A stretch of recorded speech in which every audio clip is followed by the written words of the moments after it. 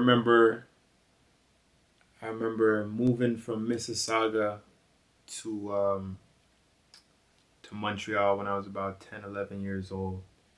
You know what I'm saying? And I had just heard the Get Rich or Die Trying by 50 Cent album at the time. And me and my little bro decided, we're like, yo, let me try this shit out. Let we try and get into this. Let me try doing some of our own raps. You know what I'm saying? And we just got into it. From when we got into it, we made it one track. I still remember being in the car the first time that I made the first track. We're in the car moving from Mississauga to Montreal. Made the first track with my bro. My bro was rapping with me at the time too. And we got into it from there. And I just kept perfecting the craft, kept pushing it, kept going. I remember like old memories of me being in the schoolyard with my boy Killa. And I would just write in class 24/7. I used to get kicked out of class because I wasn't doing the schoolwork. I was writing lyrics and shit, you know?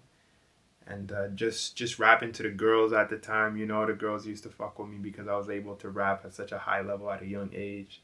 You know what I'm saying? So that definitely stood out to me. Later on in life, around probably I'd say like 11, 12 years old, probably like 12 years old is when I met Zip. You know what I'm saying? And I tapped in with him. I had a big brother at the time. It was like something called a Big Brother Foundation.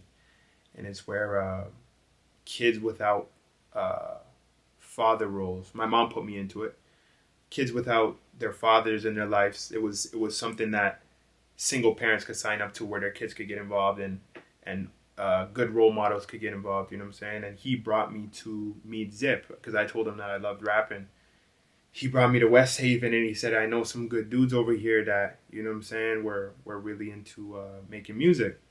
Brought me over there, I met Zip, and from there it was skyrocket, you know what I'm saying? I remember I used to sit down with Zip and he used to make us break down bars, you know what I'm saying? Like really go over lyrics and really teach us how to rap. Like not the regular shit where it's like you just hop on a beat, jump in the studio and punch in and shit like that. It was like, okay, today we're gonna sit down, we're gonna have a writing session. You know what I'm saying? So like shit like that really stood out with me. He used to like bring in, I remember some songs that stood out were like Hollywood Divorce with Lil Wayne, Andre 3000, Snoop Dogg.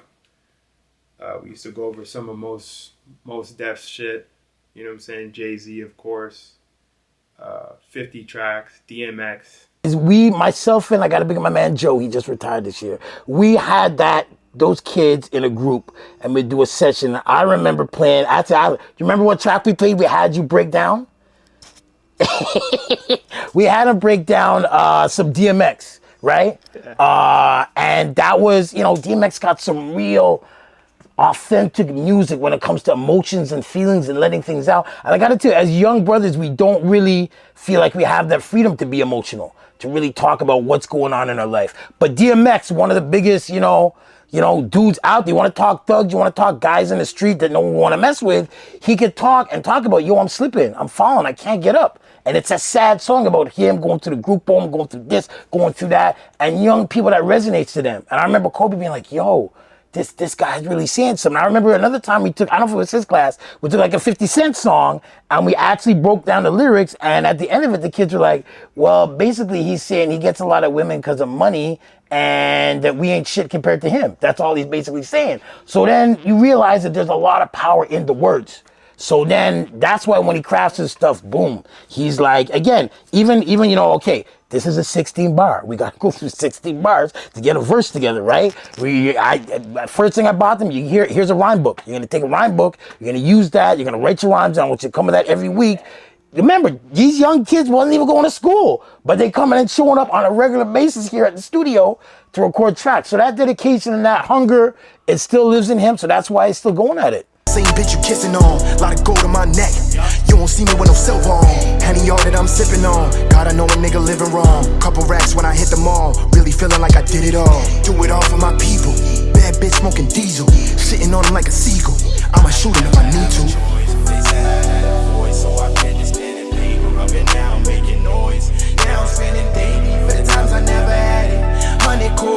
But no, I ain't never read it, I ain't never have a choice. They said I had a voice, so I picked this pen and paper.